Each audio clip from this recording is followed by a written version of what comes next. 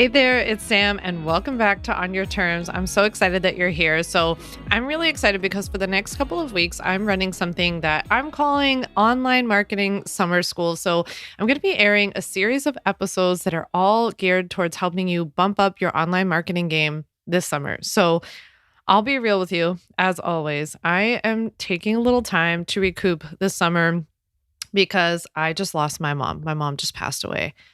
Yes, you heard that right. Both of my parents. I have lost both of my parents in the past year.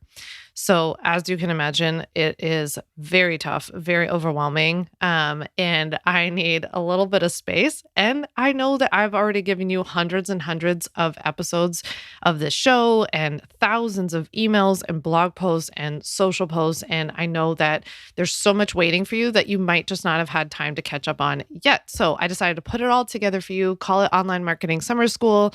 And I am really excited to bring back some of my favorite episodes from my and also from your favorite teachers here that I've had on the show to help us bump up our marketing game this summer. It's such a good time to revisit your marketing strategy or to create one. If you haven't yet, don't worry, I won't tell anybody. But it's such a good time for you to do that because, you can get some things set up this summer to maybe do some sort of promotion in the fall or just have a better half of the rest of 2023. So I invite you to kick back, relax, listen to the next couple of weeks of episodes all about online marketing. And I hope that you'll send me a DM on Instagram at Sam Vander Wielen or leave a review of the show wherever you listen to let me know if you've liked these episodes.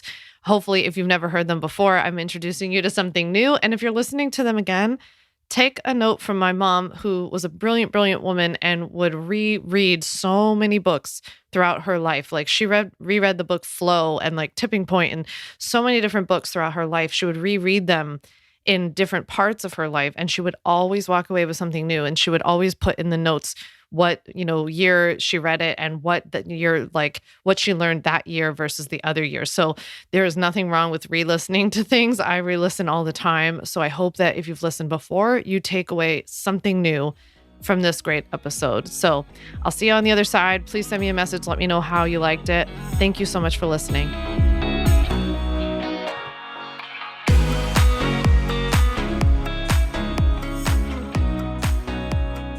So I know by now you've probably heard like all these email list building strategies, like do a pop-up or like add opt-ins all over your website. But you're like, I don't understand. I still don't understand how to build an email list. Like, how do I get anybody to actually put their email in there, right?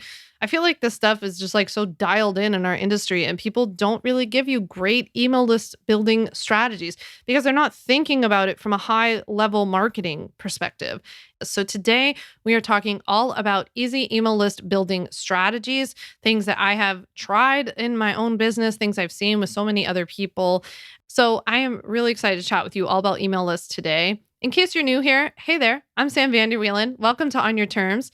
I'm an attorney turned entrepreneur, and in my day job, I help online coaches and service providers legally protect and grow their online businesses using my DIY legal templates and my Ultimate Bundle program. Here on the show each week, I bring you fresh tips on how to legally protect your business, but just like today, I also talk to you about how to actually grow our business on your terms.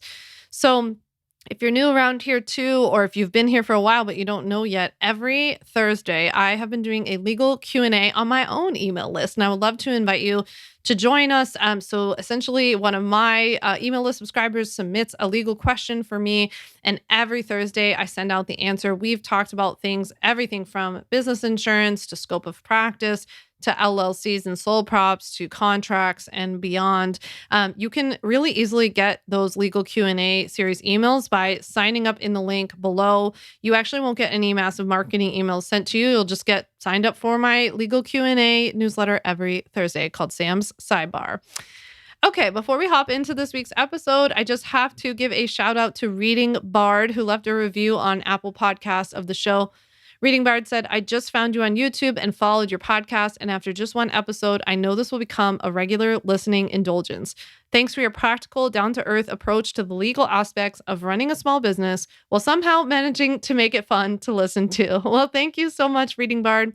You can leave a review in Apple Podcasts of my show on your terms, and you'll be entered to win a $20 Starbucks gift card. All you have to do is leave a review on Apple. I pick a new winner every month, so be sure to submit your review now. I hope to give you a future shout out. So with that, let's hop into the episode. I talked about in this episode how I built my own email list from 0 to tens of thousands of people over many years. Don't worry.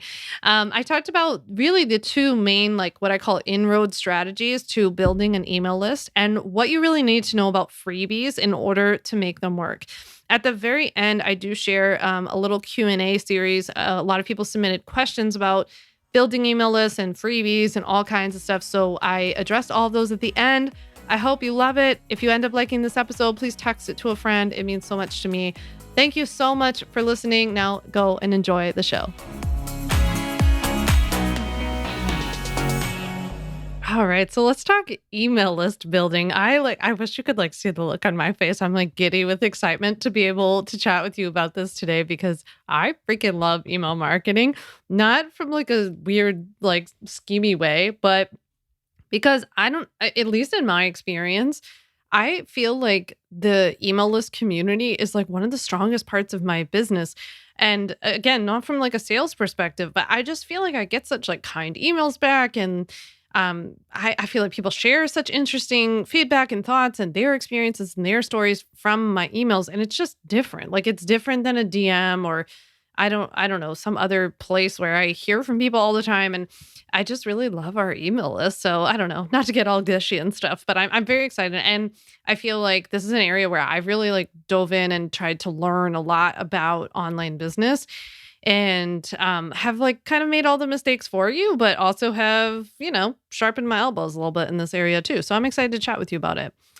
So I feel like a lot of times people, it's been funny. I started my business in 2016, 2017.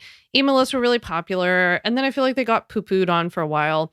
And now I feel like they've been really popular again, especially because of the uprising of things paid newsletters through platforms like Substack and stuff like that. And I just am I don't know. I just feel like for myself, I'm just kind of oh, I was just doing it the whole time. I never stopped. Right. So I think that there's something to just email marketing being a backbone and a workhorse of your business. And I don't want you to pay attention so much in business as to this is in and this is out and no one cares about email. No one cares about websites. No one cares about blogs. I think that first of all, you have to find what you like to do, where your audience and how your audience likes to consume content. And I also just think of where it makes sense given what you talk about, right? So for what I talk about, I think things like this, a podcast, talking about legal topics is a little bit easier to do in audio. Sometimes what I write about with legal is easy to do in writing because I'm just giving you tips and tricks and it's very digestible, right? But when there's more nuance, I like to do it through audio or video. So yeah, I just would consider that and kind of step out of the rat race of is this popular anymore? Does anyone care about blogs? It's Google's my number one traffic driver. We drive a ton of traffic to my website from Google every single day since 2016 to today. It's never changed. It's only grown. So I don't know the proof's in the pudding, So I feel like a lot of times people will ignore email marketing too because of, the flashier stuff. It's not as sexy. Nobody knows how many followers you have or subscribers you have like you do on social media. And being, so only focused on the flashy stuff like social media, it just keeps you in this cycle. The social media platforms are constantly changing. I mean, the platforms themselves are constantly changing, let alone talk about flashy stuff. Are we supposed to be into Instagram anymore? I don't know. Is Instagram dead and we're all supposed to be running to TikTok? Is TikTok going to crash and burn? Who knows, right? And it keeps you on this cycle of creating little bitsy pieces of content that don't necessarily work for you. I want you to create more content that works for you. And we'll talk about how your email list kind of plays into that.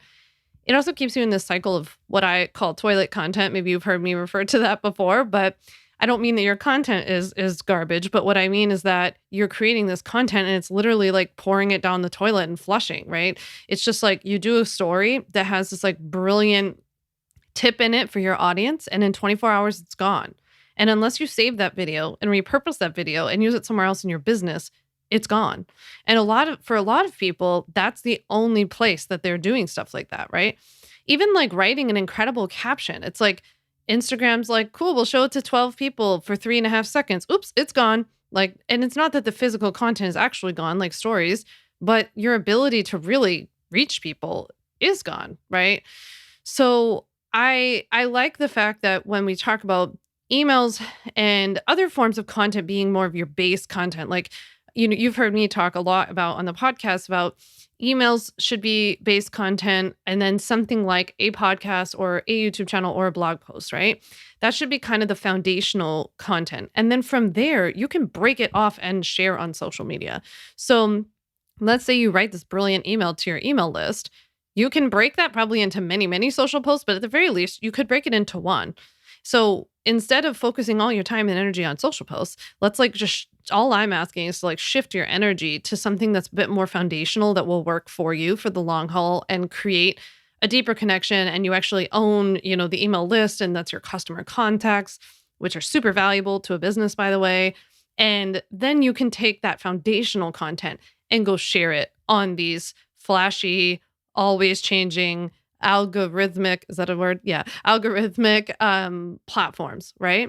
So that's a lot of what we're going to talk about today.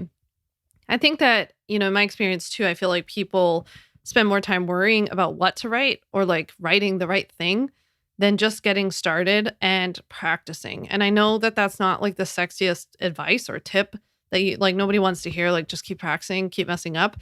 But I think with writing in particular, that really is what it takes. Especially if any of you came out of like a different background, like maybe you have different educational experience than like what you're talking about now, or different job experience. I know for me, like beating the lawyer language out of me, right? I was kind of one time this lawyer I worked for referred to my writing as flowery. So I was a flowery writer, whatever that means. And then, don't worry, the law beat that out of me where I wrote really dry. And I just write the facts, ma'am, kind of thing. And then becoming a coach first, and then, an online legal templates entrepreneur, I learned how to write the way that I would talk to you, right? The way that if you just asked me a question, this is how I would say it. I wouldn't say it like a robot. I wouldn't be like, dear sir or madam. I would write the way that you and I would just sit down for coffee.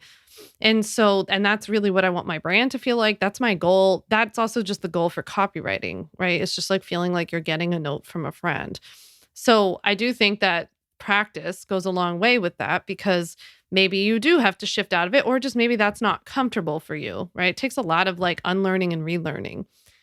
People also make a lot of mistakes when it comes to freebies. And so we're going to talk about that in detail today. I actually asked my Ultimate Bundle members if they had any questions about building an email list, and almost all of the questions that everyone submitted, which I'll share at the end, were about freebies. So I'm excited to dive into that.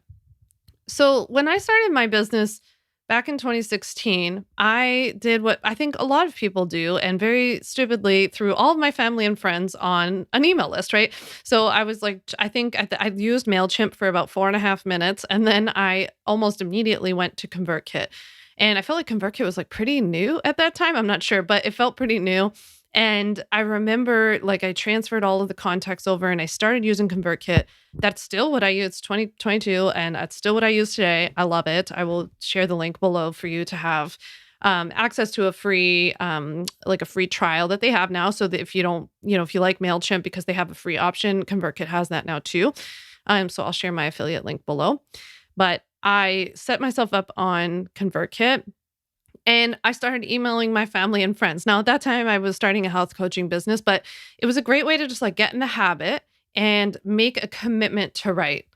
My friend, my coach, my colleague, Jen Diaz, she's a mindset and success coach. She talks about just like getting in the habit of writing, and how like she helps people achieve their version of success, right? And define even what that means. And one of the things that she's talked to me a lot about is like how committing to something and then like showing up is like how we actually build confidence in ourselves. And I didn't do this on purpose at the time, but I look back now and I'm like, oh, by committing to doing this once a week and emailing them every Monday or whatever day you pick, um, I didn't realize it then, but what I was really doing was establishing this trust in myself. I was also practicing, and it made me feel comfortable, right? And so I also got into the habit of feeling like I was writing to family and friends because I was. So it kind of helped me to just start off this like tone, this friendly tone that, that's what I wanted to carry over, even when I hoped that one day it wouldn't just be my family and friends. And I'm sharing that because a lot of people submitted questions being like, what do I do when I'm starting from zero? So I just wanted to talk about that. Eventually, when I started my legal templates business, I created my first freebie, which back then the hot thing to do is create like really in-depth guides. So I created the Legally Legit guide a million years ago. I actually still have it and I recently updated it big time. I'll share the link below in case anyone's trying to legally protect their business, but that was my first freebie. I added a sign up sheet for my in-person workshops when I was hosting workshops. I would teach legal workshops at conferences, or I would do things in Philly, like different entrepreneurs would host things and I would go there and I would always bring with me, like I would look up on Canva, like email list sign up sheet or something like this. I would slap my logo on it and print it out and bring it with me and literally just have like the person's name, email, and then I would have like a little checkbox that said, is it okay if I add you to my email list? Which is not necessarily the recommended, like, it's not the best like marketing way of like making your email list sound great. But honestly, I think when you go to in-person stuff, everybody wants to keep in touch with you after because they probably have learned something from you. I then started sharing tips on social that like led to my freebie. So essentially, my Legally Legit guide has like 5 or 6 parts. And so I would create social content from those 5 or 6 parts so that it would directly make sense to now, like, okay, you want to learn more now, go get my guide. And for the last 5, 6 years, I just kept emailing. I kept emailing and emailing and emailing. I've never missed a week in over 5 years. I was always vulnerable and honest with them because, again, I kind of maintained this like, hey, it's all friends here, even as the numbers crept up. And I started to be like, oh, actually, you're not all like in real life friends anymore, right? Or all of these people don't have my last name. Even when people started writing back some pretty dang mean stuff, right? I was just like, oh, it's not just my aunts and my cousins anymore, right? But I kept focusing on community and engagement. And my email list is super engaged. So, yes, we have tens and tens of thousands of people on it, which is super nice. But what's more important to me is like a lot of people open them and a lot of people respond, which is really, really important. It's also okay and like normal, I think, by the way, that if you send out a lot of emails and you're like, man, I feel like no one cares, no one's reading this, blah, blah, blah. There are a lot of lurkers out there because a lot of times people will respond to my emails and be like, I've been on your email list for 5 years and I just wanted to let you know I love them. And I've never heard from them before. And so just don't, let that get to you too much. Once I started Facebook ads, I feel like a ton more people started coming in to my list. And what happened on my end was that I shifted for the first time and I got sort of like, I would say safe. Like I was like, okay, I'm going to just start emailing them like, hey, Lindsay, I have a new podcast episode this week. In this podcast episode, you learn A, B, and C. Have a great week. Bye-bye. Right. And I just started to get very nervous because one thing that happens, not only when your business starts to grow a lot, but when you start running Facebook ads too, you start getting a lot of feedback and you start getting a lot of feedback from people who aren't familiar with your brand yet, right? So in the olden days, when I would just like be on Instagram or something, someone would probably follow you for a while. They get to see you, hear you, yada, yada. If they chose to get your freebie and get on your email list, they kind of knew you already. But nowadays we see this like rapid acceleration of people like of lead generation of people just like opting in and then getting my emails. And then they're angry and they hate you. And you're like, wait, who are you? And they don't know you. And it's just this whole mess, right? But a couple of months ago, I had a breakthrough moment. Several months ago now, I had a breakthrough moment where it's like, you know what? I need to go back to how I used to do this, which was like storytelling and tip driven and legal tip driven. And the emails themselves are valuable and they're not just letting people know about this stuff and like about the podcast or whatever. And I'm going to do it in like a super different way. And I'm going to add a legal Q&A every Thursday called Sam's Sidebar, serving up legally legit tips since 2017, which I did. And now people love that. People, that's really like taken on. And it really drove up the value of my email list again. It drove up engagement. And I even started experimenting with something I'm going to talk to you a little bit about today, which was like what I'm calling an easy email list sign up internally, which is just like allowing people to join my email list because my email list itself is valuable versus having to go through a freebie or having to go through some huge, long email drip marketing campaign. I've been testing that for several months and it's going really well so far, but we'll talk about it a little bit more. Okay, so here's kind of my like big picture perspective on building your email list. Essentially, in my mind, there are kind of like two roads into your email list. The first is that the email itself is the value, but there's a huge but here, and we're going to talk about that in a second. The second road in my opinion, is that the person joining your email list gets something valuable in exchange for their email address going onto your email list. So they get some sort of freebie, something, right?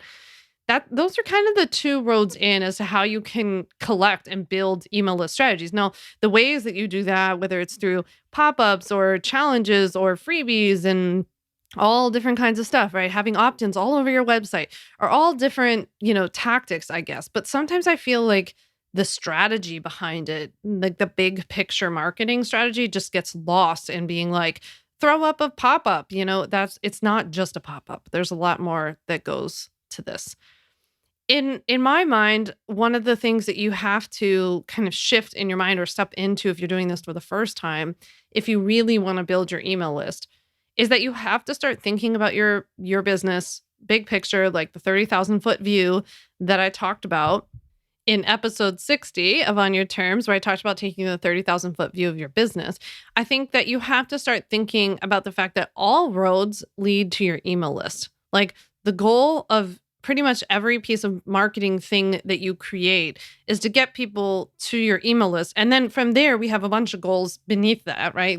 You want to get them to your emails. And then obviously we want to do something about that. We want to nurture and we then obviously want them to convert at some point if it's right for them and it's right for you and all that good stuff. But all roads have to lead there. So you create a piece of content on Instagram. The call to action is a lead magnet to your email list. You have a podcast and you film a podcast episode, you have a commercial for something that once they join it, they end up on your email list. You have a website, you've got opt-ins all over it, right? You run a challenge, it's to make sure that you have people sign up so that you're collecting their email address. You're not just having them join a Facebook group or something like that. So it really just has to become a priority in your mind. I feel like that's like the first piece is just this level of awareness of like every time you think of an idea of like, oh, I'm going to run this challenge or I'm going to create this video series. How can that benefit my email list? How am I capturing this for my email list, right? That really just has to become part of the deal. So let's talk about remember I talked about the two roads, like road number one is that the email itself is the value. Road two is that they get something valuable in exchange for joining your list. Let's talk about road number one. Let's talk about when the email itself is the value. So what I'm talking about is like, join my email list because I send like, this is not how I'd say it, by the way, but you and me, we're just talking. So it's like when you say like, join my email list because this email is amazing. Like the email itself has value in it. Like I'm going to email you about awesome stuff that's going to be super helpful for your life, your business, your relationships, your career. So I think that one thing that is helpful when you're going to focus on the email itself being the value, and you're going to use that to drive leads and people opting in to join your email list, is that you have to almost like name it or establish like the email in some way, right? It has to be something that's like consistent and almost has to have like a theme or a vibe to it. So I just brought up my example. This is a good example. So every Thursday, I email my list a legal Q&A. So that's essentially what it is, right? So essentially like people on my email list can submit questions to me And then I answered them in an email every Thursday called Sam's Sidebar, serving up legally legit tips since 2017. I just always have to read the subtitle because and the tagline because I just love it. So it has like a name, but also within the name, it's describing to you what you're going to get. So instead of me saying to somebody, "Hey, Sarah, join my email list." Instead, it was like, "Hey, did you know that every Thursday I answer a legal question from the audience and you get the answer on things like business insurance?" Or last week I wrote to someone about scope of practice. Somebody submitted a question about scope, or it's where I've always shared my tips about how to read contracts other people send you, like, or something like that, right? You could give them examples of prior emails or give them examples of prior topics you've tackled in those emails, something like that. I think the more you can almost create the sort of like theme around it, it would be really helpful. We really, the point of all this is that we have to give people a reason to be there. What value do they get from your email? What's in it for them? I mean, that is a copywriting tip 101 is always like, what's in it for them? What's in it for them? Why should they care? That is always in the back of my mind. So a lot of times I go and I write something, even as simple as like a caption on one of my Instagram stories, and I'm like, nope, that doesn't make sense because that's just me describing it, or it's me describing why I care about it, but that's not why they should care about it, or it's not what they care about this thing, right? So that's why we don't use things like sign up for my newsletter, because that benefits you. But what's in it? How does that help me? Why should I join your newsletter? But if instead you say, join my newsletter so you can get 10 recipes a week delivered straight to your inbox, I'm like, what? I can get 10 recipes a week? I need that. I want that, right? So that's for me. I want the recipes, not join my newsletter or be the first to hear about my podcast episode when it goes out. No, that's about me. That's helping me, just like promote my own podcast episode. But instead of telling people, you'll be the first one to hear about my podcast episodes that drop that are full of legal tips for your online business, blah, blah, blah, something like that, right? I would probably phrase it even better than that. But the point is just that you have to get in this mindset of like shifting everything to be about the other person and not about what this is for you or just merely descriptive. The email itself just has to have independent value. And so I think creating some sort of expectation around this, like it comes every week. This is a Q&A Tuesday. This is something that goes out every Friday. I have a bunch of emails that I subscribe to that I get, like, I know like when I get them. Like this one by Leslie Stevens, who used to be a blogger for Cupcakes and Cashmere. She shares like links and recommendations to things she loves. It comes out every Tuesday morning. I think it's even called Tuesday morning or something about mornings. I forget. But and the point is like, look, I know it comes out the first thing Tuesday morning. It comes out real early, and I always look forward to sitting down with my coffee and I read it every single week, right? I know about other people who email out Sunday nights, and I always look forward to like looking through all their links and recipes and things they share. So I think something around creating this consistency, this theme, give them a reason to expect it. Now, here's where I really need you to dig deep though. All right. We got to have a like friend to friend conversation here. If you have 2 people on your email list, I still need you to send this out whenever you've committed to doing this. You're never going to get from 2 to 200 to 2,000 to 200,000 without passing all of those along the way, without showing up consistently and doing this always. Now, I'm not, me, I'm not talking about like if something, horrific happens in your life or you need a break, you're really burnt out, please do whatever you need for you. But what I am saying is like, please do not stop emailing them because you say, I only have 2 people. I don't know what to say. I feel like I've already said this. Please keep emailing. And we're going to talk about like strategies of things that you can email. Even so, I mean, I could talk to you all day long about like what to write to your email list. I'm sure you have like boundless ideas. I hope you do. Anything that comes up in conversation with customers, react to something you don't agree with, share how you've walked the walk. I love those kinds of emails. Share about something you've already gone through, processed, and done differently, and what the lesson is in it for them, right? Like there's so much that you can write about. There's so much, but please just do me a favor and like keep going, keep doing it, because that is the only way to build this in the long term. Even if you have one person and they have your last name, please keep doing it. All right. So now we have to shift gears. We have to talk about scenario number two, the road number two, which was that the person gets something valuable in exchange for joining your email list. So typically, this is in the form of some sort of freebie. Freebies can be many, many, many different things. They don't have to be guides, they don't have to be webinars. I just think there's so many different ways that you can do this. So here's the deal with freebies. Freebies in general, I think the biggest thing that I've learned about them is that the best freebies, the ones that really rack up a lot of email list subscribers, which by the way is not always the goal. You want to get like the right people and all that kind of stuff. But the ones that really will get a lot of signups are no brainer, easy, quick wins. Something that somebody, not only from the title and the description of this freebie, but something that like when the person actually opens the freebie, they get something like very tangible, that's very implementable, very easy win. And that can mean something so different for you based on what you do. So I could come up with 8 million examples, right? Of like things from recipes to like a resume outline or template or something like this, like something that's just so easy to implement.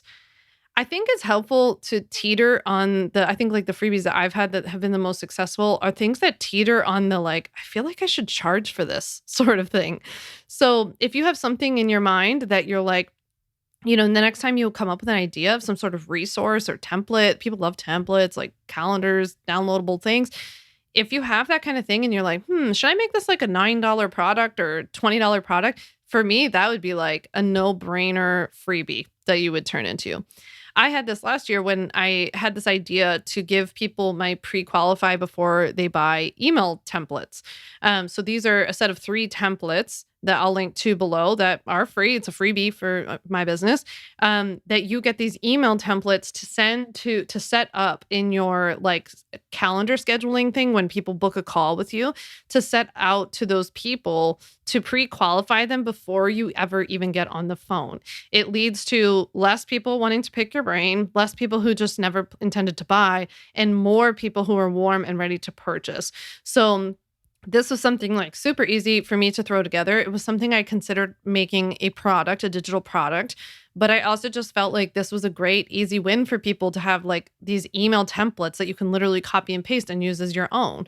And a lot of people have grabbed these. I hope you grab them if you haven't already.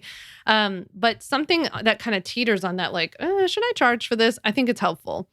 Now, in terms of ideas, I mean, the list is endless. You could do things like checklists. I think checklists are pretty cool, but they have to be helpful, right? You really want to like help. Again, has to be quick win.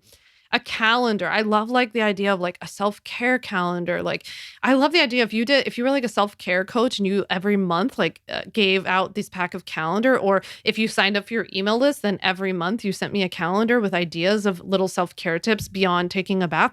I think that's so cool. And you could like theme them to the months and the seasons and all that kind of stuff. Recipes are huge. Again, with if you're a coach, you're not allowed to tell people like what to eat in terms of like the amount and the time and don't eat this and eat that, but you can give people recipes. And RDs obviously can give people recipes. So I think like that is such an easy win if you're helping people with that, if you're helping people with food, and you can make the recipes very specific to the kinds of people you help. Like, are they all one pot recipes? Are they all the kinds of recipes that are like done in 30 minutes or less? Are they all vegan recipes? Are they all high protein? Like whatever it is that you help people with, I feel like that is a super easy win. I think things like prompts are really helpful too for those of you who maybe are more in like the life coaching, mindset coaching realm. People love prompts. People love journal exercises, guides that like kind of walk you through processing something. I think that's really helpful. If I were you and I did something on the more like techie, creative side, I'd probably do something like a tutorial through like a screen share video, like a Loom. I think like a Loom could be really cool. You could do a template, like my email templates that I have, but you can do all different kinds of templates, resume templates, email templates, Canva templates. There are all kinds of things. Screen share videos and tutorials. And then obviously there are things like bigger things that are really high value freebies, like video lessons, which you can either do like a one-time video lesson or a video series that's stripped out. One thing that I really love is a secret podcast episode. I think that's really cool. If you have a podcast, I think what like a smart way to have a freebie would be like get the secret podcast episode that's not around. Then one thing I would do is then turn that into a marketing campaign, like a nurture after that to let people know about my podcast, right? That would be really smart. But also, I think like in that podcast episode itself, you could probably pitch your product or let people know about like the next step that they should take or something like that. But I think like an unlisted podcast episode could be really cool. I also think there's a lot that you can do around audio, depending on what you do, like a visualization or a meditation. Personally, I feel like I've been like looking for this. I haven't seen anybody doing this as a freebie. I'm absolutely positive it exists. I just don't come across it that much. But I feel like if anybody does that in their business, can you please start doing meditation or visualization audios? That's your freebie. I think that's like such a smart thing. And then if you had like an app that you set up or a membership site, like that's just such an easy, like, oh, I get your freebie of your visualization. I love it. Oh, you have like a membership site where you have all your visualizations. That makes sense to me. So that's what I would do personally. And then, the old standby, the old Mac Daddy is the webinar. So I have this with the 5 legal steps to protect your online business. Obviously, lots and lots of people do this. Webinar is a great way to, I think, like nurture people who are very like interested in what you're teaching about and probably also need your offer, right? And it gives them really the time to like learn from you and get to know you and really see your teaching style and see if this is something that they need and also gives you this opportunity to pitch your product at the end. There's a lot of nuance to webinars. They have to be done right. We put an insane amount of research into like everything down to the title, to the tagline, to the branding, to the teaching points, to the voice of customer, to the testimonials that we share. I'm very, very strategic about what I share in what order and why. There's so much to it. Mine is still very highly converting. I know that there's a lot of talk about in the industry about like webinars don't work anymore. But going back to the beginning of the episode, it's like, I don't know, we have to just sometimes put a little bit of that aside. I would say that webinars are not working the way they used to, in my opinion. They're not working like the same webinars that we did the same way are not working in the same way. That's kind of how I would put it. And I think maybe it's even just some of the like marketing stuff that goes around webinars too, like the emails that go out and just the way it's marketed and talked about. I think personally for me, this has just been like a year of diversifying a bit more and not relying on any one thing, whether that's a webinar or Facebook ads or Instagram strategy or email marketing. I've just diversified and gone back to a bit more of my foundational roots, and removed some of the shoulds. Like you should never let someone join your email list without sending them a million emails after to like nurture them. I'm testing that and I'm seeing that it's okay. So that's what I kind of have to say about webinars. I know people asked about that. I think when it comes to any of these freebies that we just talked about, the place that most people go wrong is that the freebies are way too overloaded. And I don't necessarily mean that from the perspective of like you gave too much value away for free, because I don't really believe in that. I mean, unless you literally gave your product away for free, I think that people still probably need you. But it's like when there's too much in a freebie, it's too overwhelming. And because of that, they don't have that quick win, that tangible takeaway that we talked about. So if you can maybe pare it down, right? Take some stuff out of it, give people more of that tangible win, and then encourage them to share about that with their peers. That's probably not only a good way to make the people happy who joined, but also to get a lot of referrals. So I think you also need something that's kind of easy to explain, right? Like not something that's really complicated, or sometimes I hear people describe like the title of their freebies and I'm like, but what's the takeaway? What's the benefit? What is that little like quick win that I'm going to get from that? Like one I just thought of was like 3 weeknight recipes you make with no cooking skills, right? And so first of all, you told me that I was going to get 3 weeknight recipes, which I feel like kind of connotes they're going to be a little bit easier, usually a little easier to clean up, a little bit faster cooking time. But you also told me I don't need to have any cooking skills, which was probably one of my objections when you initially told me, I'll give you these recipes. And I thought, oh, I can't cook. Obviously, we all know this is not for me because I love cook. I'm not saying I have cooking skills, but I love to cook. So I'm not tooting my own cooking horn. But I think that's like a great example where you told me who it's for and what the tangible takeaway is. And then when I open up this freebie, there's like 3 super easy, implementable weeknight recipes. You could go even deeper with this and make them all vegetarian or like whatever, whatever it is that you do for people, right? So I think something that's very easy to explain would be helpful. The very last, but probably the biggest issue that I see when it comes to bad freebies is that they don't lead to anything that you actually do or like have to offer, right? So I'm a big fan of reverse engineering a lot in life in general. And I like to start out with the product that you're trying to lead to or the service in your case, and then kind of back out. Like, so based on like, let's say you're trying to fill seats in a group program or online course, right? And you're like, you teach these 5 things, there are 5 sections of your course. And so then I would kind of back out and say, what's like one easy, very early on thing that somebody would have to overcome before they'd even be ready to do this, right? And I would probably make that my freebie. And so that when I make my freebie, it's a very natural transition that the person who would want my freebie would want my product or service, right? And so a lot of times what I see is that there's just some disjointment there where people will create this freebie and then it's just like they're on your list and then you don't email them that much and then you're all over and you have a million different offers and all these things. But instead, let's like pare down the offers, reverse engineer the offers to like what would make sense for somebody to opt in about, right? And get them to your email list. So, we've talked about so much today, but I know like you might still be thinking like, I don't know, how do I get people to my list? Like I get that the freebie is the way I get to my list, but how do I do it? That's kind of what I was saying is like, there are tons of different ways. And I'm going to drop some resources for you below on, I use copy hackers a lot actually for my own, like I've talked about this a lot, that working on my own copywriting skills, I think is one of the best investments that I've made in the business. I don't mean actual literal money. I've done a lot of time and reading and just practicing, honestly. It's just been more just writing and writing and writing things that flopped, writing things that didn't. And so I go to Copy Hackers website a lot to learn more about the strategy and the psychology of writing and tips and different ways you can structure things. So I'm going to drop some stuff for you below.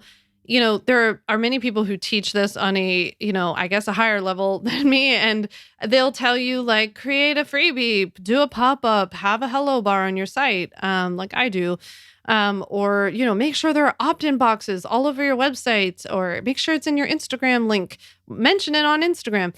I think that's all great. And I think you're more than capable of coming up with the ideas of like where to stick this in your business. But if you don't think about the thing that you're offering, like you can create a pop-up, and if your freebie sucks or doesn't quickly explain what the quick win's going to be, or it doesn't lead to anything, then it's not going to help your business anyway. So I didn't want to bore you or waste your time telling you create a pop-up, right? It's like, come on, we know that, but like if the pop-up is annoying, then first of all, people are also going to leave your site, which I don't want to do either. And maybe you don't even have a website. So I hope that this was a little bit like of a different way of talking about this today. This is one of my favorite topics in the whole wide world. So I hope you'll reach out to me and let me know. But before you go, we have Q&A, a little Q&A time. So we had a lot of questions submitted from my Ultimate Bundle members. And I'm thinking that maybe you have these same questions too. So Deanna submitted a question, said, tips on how to capture emails besides creating a freebie. I sort of have an idea, but could still use more ideas. I also have this feeling that people don't want to be bothered with more emails since they have so many, and I'm afraid to ask. So I'm so glad you asked this, Deanna. I would say that the very first thing that we have to talk about is that if you feel like you're bothering people when you email them, then they might feel bothered, right? I think if you focus on creating valuable emails, you have to start working on this idea that you're providing a lot of value in this email, in your business, and wherever else you are posting about stuff in your business. If that person who's on the receiving end of the email, the DM, the Instagram story, whatever, doesn't find you valuable, it's on them to go. You're not responsible for that, right? So if somebody is feeling bothered by your emails, there's an unsubscribe button at the bottom and they can, bye-bye, they can go, right? But we can't focus our attention on that person, or we're never going to talk to the people who are like, dang, Ziana's emails are so valuable, right? So focus on the value. You have so much to offer. You know so much about what you teach people. So I want you to first work on it with yourself, because you cannot approach this from a place of oh man, I don't want to bother you. It has to be yeah, I have a lot to offer. And it's okay if it doesn't work for you. That's totally your choice. I'm not for everybody, or maybe you just don't need me right now, totally fine. But there are a lot of people who do, and you got to focus on them. In terms of tips of how to capture emails besides creating a freebie, I think I mentioned a couple today, but I know you, Deanna, especially are doing some in-person stuff. So that's one way. Having this, what I call the easy email list sign up thing where people can directly enter your list is helpful. But again, like I talked about today, that's the road number one. You have to focus on the email being valuable. So you kind of have to give it some sort of theme. That's what I could think of. All right. Morgan asked, how much information to give away in a freebie? How in-depth should it be? What should I do with them after? Is it okay to throw them into weekly emails after this, or should we be sending a series of emails after the freebie to kind of ease them into a weekly newsletter?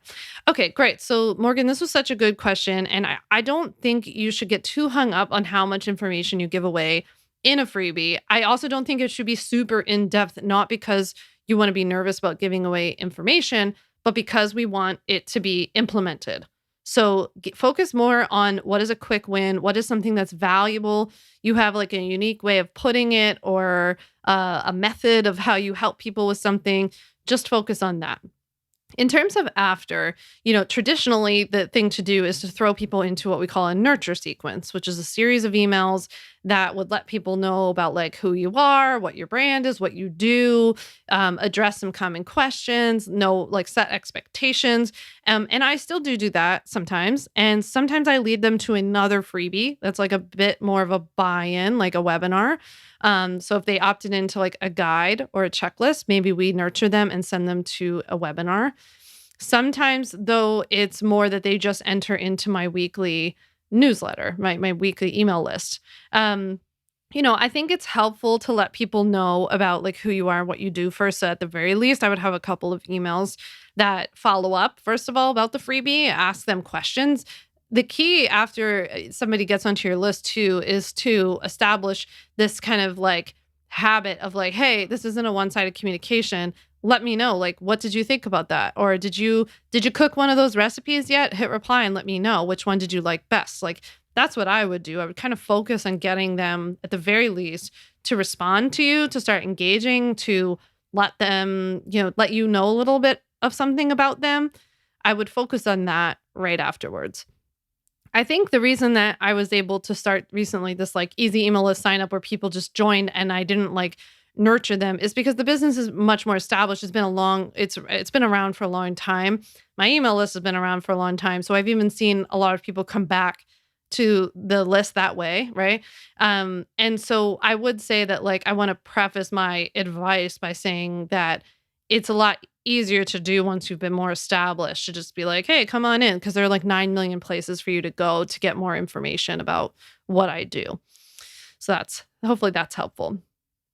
Katie asked, how effective are printable guides these days as freebies? What, in your view, is the most effective type of freebie currently, a printable or a masterclass? So, Katie, that's a really good question. Personally, I like the idea of having both or different kinds of freebies to hit different learning styles and different people on different journeys. So for me, having a simple checklist that gives you an easy win is really great for somebody who's maybe a little bit earlier on and really needs that 30,000 foot view.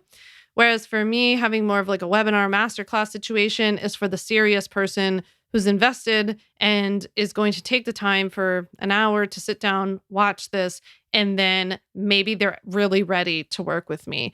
So I would think about doing both if you could. Um, Hopefully that's a possibility. And I think that guides can be really effective. I just think people make them way too long.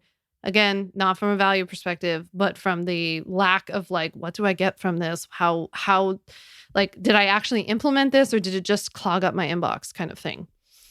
Alyssa asked, I would love to hear some tips on how to get your email list started when it's completely from zero. Where do you even begin? So, yeah, Alyssa, that's a good question because it's really intimidating when you really are starting from scratch, right? So, I would actually start with creating a freebie of some sort.